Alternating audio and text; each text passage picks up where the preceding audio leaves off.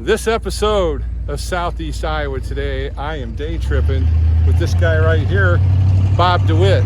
Bob, tell the folks where we're at. We are in Winterset, Iowa at the John Wayne Birthplace Museum. We're going to be talking to the director, Brian Downs, and he's going to give us a tour and a little history of the place. This place is incredible, and if you have not been to Winterset, Iowa here in Madison County, you need to get here. Don't you agree, Bob? Wholeheartedly. Yeah, and I want to mention, before I go any further, I want to thank you for watching this episode, and I also want to thank our sponsors, Griner Auto Body of Washington, Iowa, using state-of-the-art techniques and decades of experience to get your car back on the road after an accident. Car Doctor of Washington, Iowa, no matter who Frankensteined it, they can fix and clean and customize it. McDonald Boneyard of Keota, Iowa, for all of your farm equipment and auto recycling needs. Hinshaw Trailer Sales of Richland, Iowa. You need a trailer? They've got your trailer, and they fix what they sell and don't in their full-time repair shop. Girling Repair of Winfield, Iowa. If your mower is dead, call Fred, your Husqvarna, Aaron's, and Gravely dealer. B&B Propane and the family of Jet Stops. And Blue Dog Lawn Care of Wayland, Iowa, for all your residential and commercial lawn care needs. And when that snow starts flying, they take care of that for you as well. They all present Southeast Iowa Today. I'm John Bain, author of Christie's Journey, The Beat Goes On, and your host. Bob, let's get inside and visit with Brian. Let's go. Brian, we walked into this room and I just went, wow, there's just so much already. Tell us what we're looking at here. Well, we're pretty much attached to this room for sentimental reasons, because this was our first gallery when the museum opened to the public in 2015. This was really the museum right here. We had the theater, the gift shop, the Birthplace home, and this gallery. And it was crowded then, and maybe it's a little more crowded now. Since that time, we're gonna walk into the other gallery in a bit, but we gathered, we doubled the size of our exhibit space. Because on TripAdvisor, Facebook, everyone said it's a beautiful place, we love it, but we wish it was small, or we think it's a little small. And that was embarrassing, because nothing about John Wayne should be described, certainly in public, as small. So what we have is our original gallery here, and everything, the bulk of what you see, especially what's in the cases, comes from the collection of a collector in Philadelphia named Joe Zuxworth, who's also on our board of directors. He's our president. And he's been collecting for about 40 years. And these are the real deal. These were John Wayne touched these or used them or was a part of them? Well, much of it. We explained that in all the labels. For instance, if you see a movie poster, if it's under glass, it's an original poster. Gotcha. If it's a reproduction that you see up on the walls and up high, those are reproductions. And oftentimes we find out that the European foreign language posters are much more exciting than the American posters. So, but it's interesting. And this room, as you see, we're broken up into John Wayne's 50-year career by decade, the 1930s through the 1970s. Wow. And he pretty much started out as a major star in 1930 in a picture called The Big Trail. And it was 70 millimeter, huge production about the settlers moving west on the Oregon Trail in the 1840s. The picture was so big that Depression-era movie theaters couldn't play it on the equipment that they had. Wow. So he was relegated to go back to the B movies where he started. And he labored in the a lot of 20-minute movies that were backups to the main feature in the little theaters. So he was a working actor. I do not hesitate to say that John Wayne was the biggest movie star in the history of Hollywood, and I based it on the fact that his longevity, a 50-year career, and at least 160 motion pictures where he was a star, and nobody has come close to that. That's incredible. Before or since. Yeah. Now this poster here is under glass, so that's an authentic poster, and we're talking from 1930s? That would be 1930 picture, yes. Wow. The artwork back then was just amazing. I mean, when you saw drawings or paintings or such on Yeah. posters, they made them look realistic, and they really made the people look alive. I mean, And then it's oftentimes better than the movie itself. And the movies are lost in a few instances, but the posters survived. And they were these designed- posters sold tickets. They did. That was to separate children from their dimes, and it worked very well for a long time. I can understand that. Boy, look at this picture here in the middle where he's with this lady here. That's the big trail. That's the big trip. And do you know who she is? Marguerite Churchill. And she was a actress of note, but see, a lot of people, including John Wayne, came out of the silent picture era, and this was a transitional movie from silent to sound. Wow. And not everybody could make that transition. Their voices weren't what you expect their image was in some and cases. not always. Some did it very well. You think of people like Laurel and Hardy, who were big silent stars and big sound stars as well. Will Rogers. Yes. John Wayne was not a star in the silence. He was on screen, but never a star, and sometimes not credited at all. But he was noticed for his walk, for his look, for his physique, for his authenticity, and just a big raw-boned. The best biographer of John Wayne is Scott Iman, and he's talking about John Wayne in this era. He said he was gorgeous, which he was. He was a fine-looking guy. Yeah. I'm comfortable enough in my own masculinity. I can agree with that.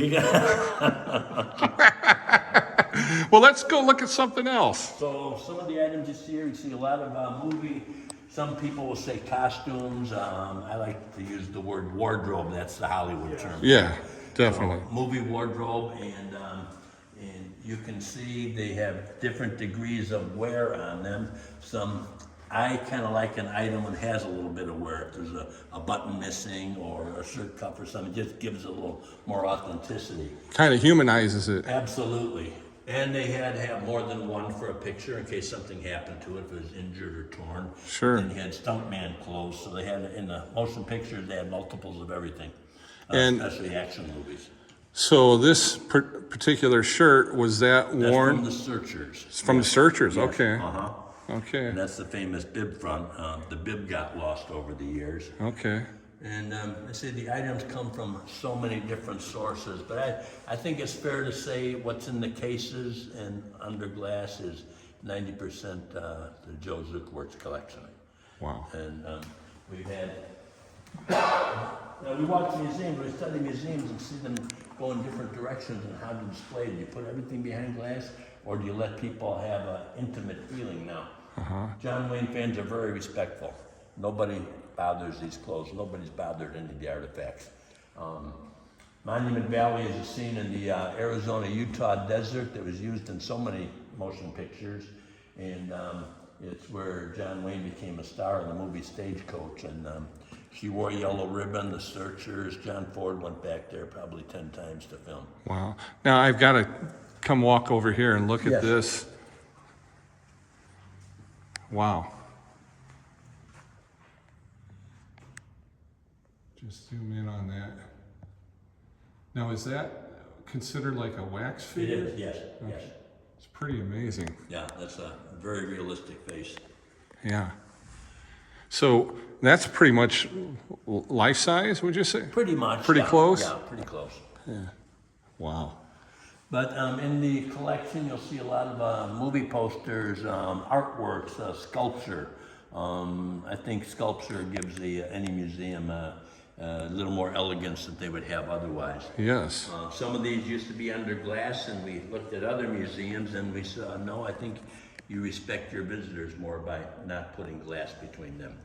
And we've never had a problem. That's just, Never happened. it's amazing.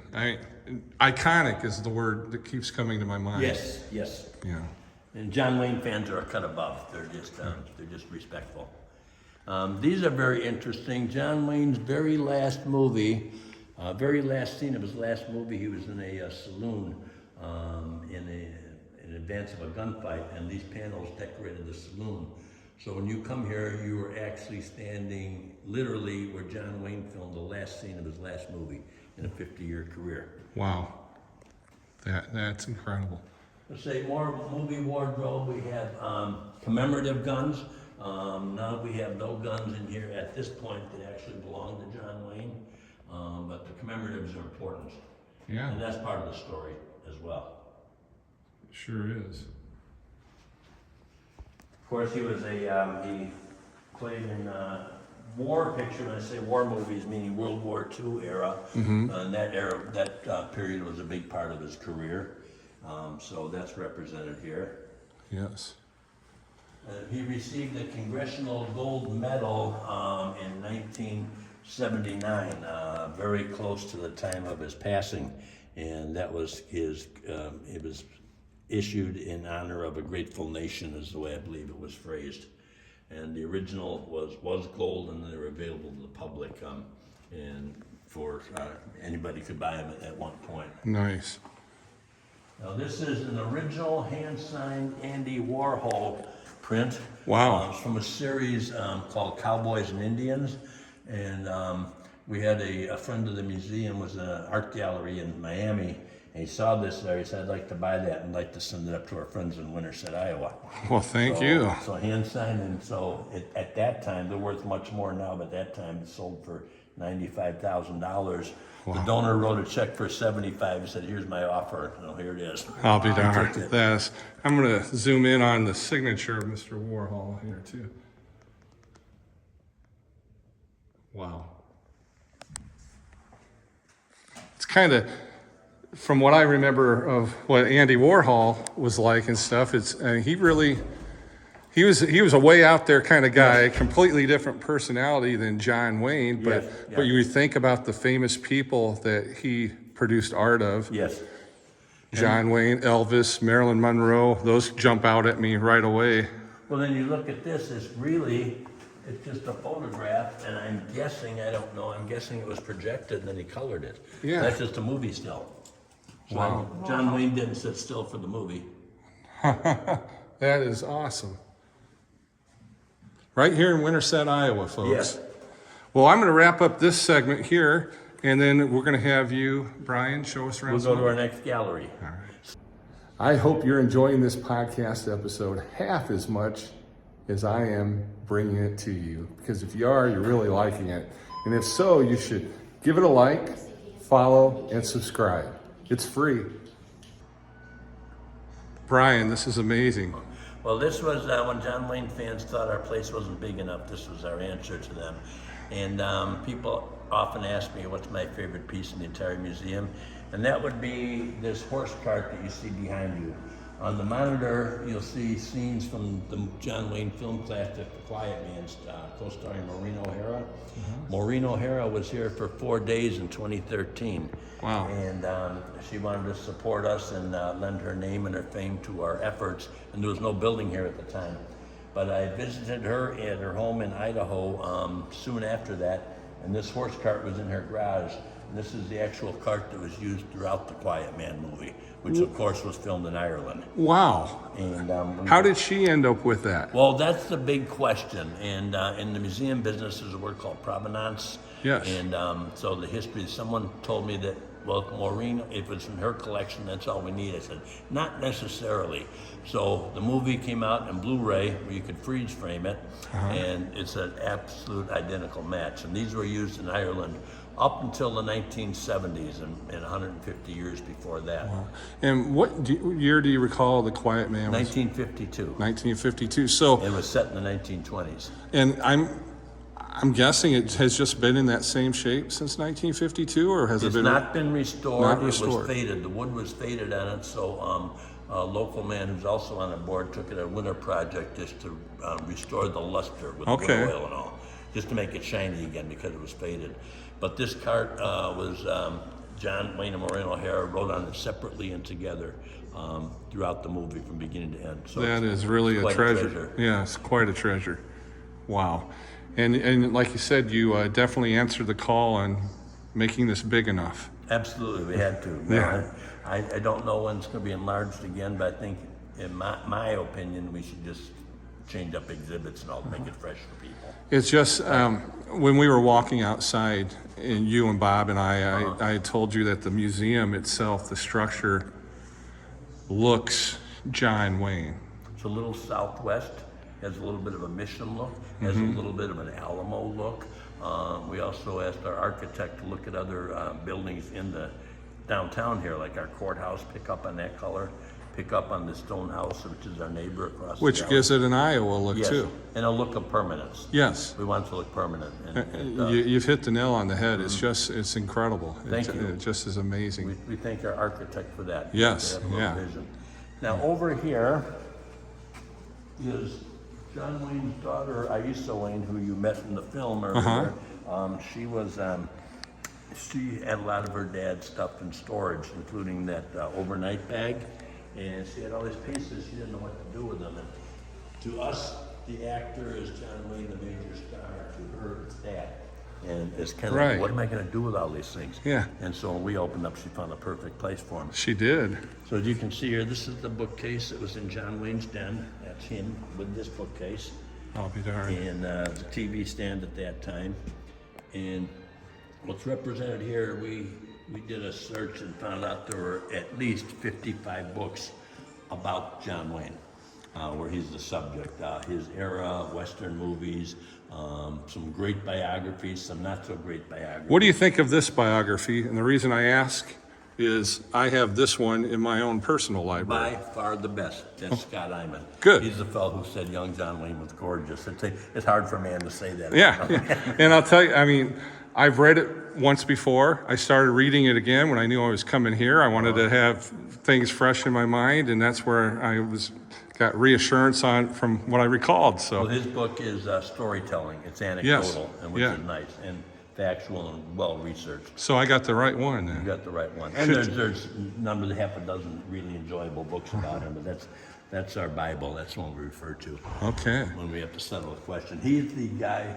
He's the author who insisted John Wayne is Marion Robert Morrison, start to finish. Yes. And we can prove that to you in John Wayne's own words, right there. I'm sorry. My name is Marion Robert Morrison. And that's the birth certificate and death certificate. So there's the rest of it's all these stories. Wow. And even sent $1. That's a silver certificate. Silver certificate. Oh.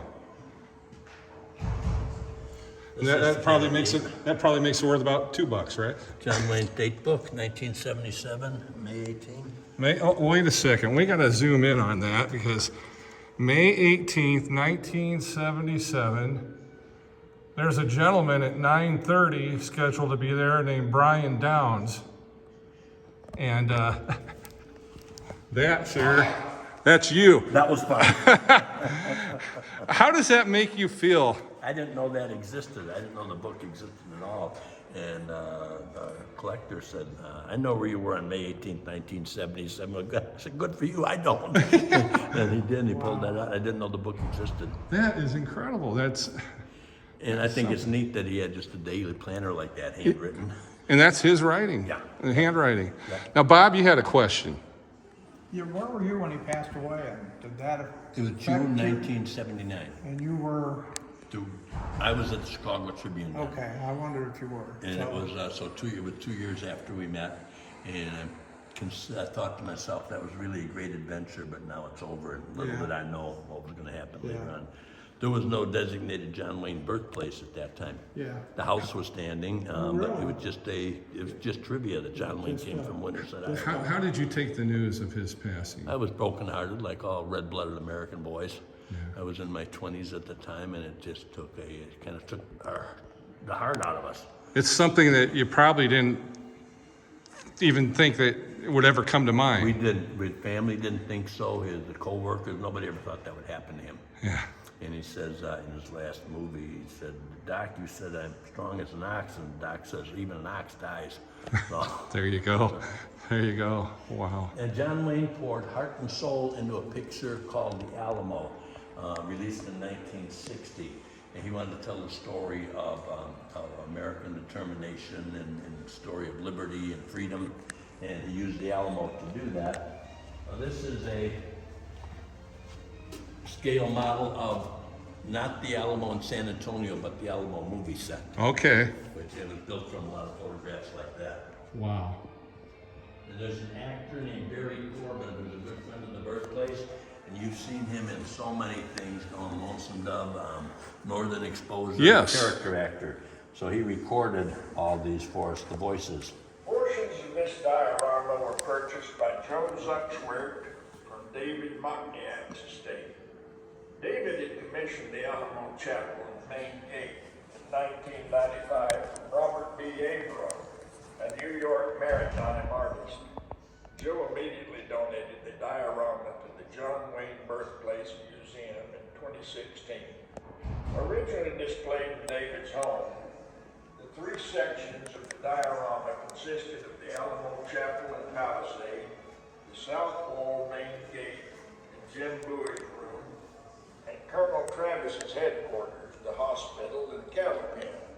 Built to accommodate 54mm characters, it was also showcased during San Antonio's 50th anniversary celebration of the premiere of John Wayne's The Alamo in 2010. David's sections are exact replicas of the 1959 Alamo film set built in Rapidville, Texas. Portions of this diorama have been constructed for this display by local model maker Ron Graham from Des Moines. Duke's decade-long odyssey to make the Alamo began in the late 1940s. His film would depict unbelievable sacrifice and be a tribute to the men and women who fought in World War II.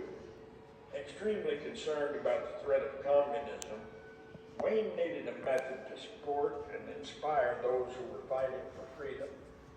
These are perilous times. The eyes of the world are on us. We must sell America to countries threatened with communist domination. The Alamo would provide that message. That was the perfect voice. Barry A Corbin. Texan, authentic Texan. Yes. Now the movie called for 40 Napoleonic era cannons, and 40 cannons of that era did not exist. Wow. So if you look closely here, you can see the barrel is made out of wood. It was put on a lathe. Okay. And these were prop guns, and there's a steel tube in the barrel that would be loaded up with bottle rockets. And so then they had the sound later on, so they get the spark and the flame, let them off electronically, and then add the noise later on. Sure fooled us, didn't it? Yes. And this is really nothing more than the carriage of an old wagon. Wow. Incredible. Incredible. Let's wrap up this section and you show us another one. All right. I hope you're liking what you're seeing or listening to. And if so, make sure to give it a like, follow, and subscribe. It's free. Brian, you're standing in something that I think is very cool. Can you tell the audience what we're looking at here? This is John Wayne's personal 1972 Pontiac Grand Safari station wagon. It arrived at the John Wayne Birthplace Museum from a donor in California named Foster Dennis. He was in the paving business out there, and he was acquainted with John Wayne, and at John Wayne's passing, he went to the family, approached them to buy the car, and they did. And he said, when you build your building, then the car will come to Winterset. That is incredible. This is not your typical Pontiac Safari station wagon. It's not, it was modified. It's not a movie star car. I think nowadays John Wayne would have a gigantic SUV. They didn't exist in those days, so he went to George Barris, the car customizer in Hollywood, who built the Batmobile and the Munstermobile and other Hollywood cars. Right. And Wayne just wanted the roof raised. It was custom ordered from Pontiac, and he just had it comfortable. It seats 9 comfortably, and his children all remember this. In fact, I remember this car parked in front of his home when I visited there in 1977. Wow. And it kind of has the look of a hearse. It does. So when you see something like that in front of the house, you think somebody's not I think something went down here, but it's amazing because, and he lived in Newport Beach, correct, yes. California, Yeah. and so a lot of people think, well, he had that raised in case he was wearing his cowboy hat or something, but he was just tall enough anyway. He wanted more headroom. John Wayne was very tall, and it wasn't all his height was not in his legs. A lot of it was in the trunk of his body, so that made it difficult to get in and out of the car. And this car was easy for him. The police in Southern California knew this car well because John Wayne was not noted as a careful polite driver. Oh. He didn't. The yellow lights meant hurry up, and and He had places to go and had- people to see. And he kind of just drove as the Spirit moved him. So That- 9 times out of 10 he'd get a pass. That is awesome. Well, I want to get the back side of this just to get the tail lights, because it sounds like people in Newport Beach, that's what they usually saw. Yes. Well said. Well said. That is cool. So there's a pop-up seat in the back, another seat there. So 1, 2, 3, 4, 5, 6, 7, 8, 9, 8. Depending on the size of the, with kids and all, you get more than that. It's like a bus. That is something. You get the whole family in there, Yes. and maybe a dog or two if Yes. you want. Well, thank you for showing us that, and I want to thank you for your time today. We've got like 2 or 3 podcast episodes of this that's going to be out for people, and I don't know who'd listen to it all at once. you know what? I have a feeling the ones that do they're gonna want to watch these all in a row, because it's been a fascinating day here in Winterset, Iowa. I want to thank you, Brian, for everything. And I also got to thank my friend Bob Dewitt. We went day tripping today, Bob. I think you hit a home run grand slam Great out of the place. park. And today I just wanted to look around. It's incredible. It's incredible. Well, then you're here thanks to Bob. So Yes. thank you, Bob. Thank you. And Brian, once again, thank you. And Thank you, John. we'll wrap it up here. Thoroughly enjoyed it. Thank you. Thank you so much to Brian Downs. Wasn't that incredible? It was more than incredible. Tell him where we're at again. We are in Winterset, Iowa at the John Wayne Birthplace Museum. And you folks, we showed you this place, but you need to experience it here in person. I thank you for watching this part 2 of 3 episodes in the series. And I also thank our sponsors, Griner Auto Body, Car Doctor, McDonald Boneyard, Hinshaw Trailer Sales, Girling Repair, B&B Propane and the family of Jet Stops, and Blue Dog Lawn Care. I'm your host, John Bain. Stay friendly, Southeast Iowa.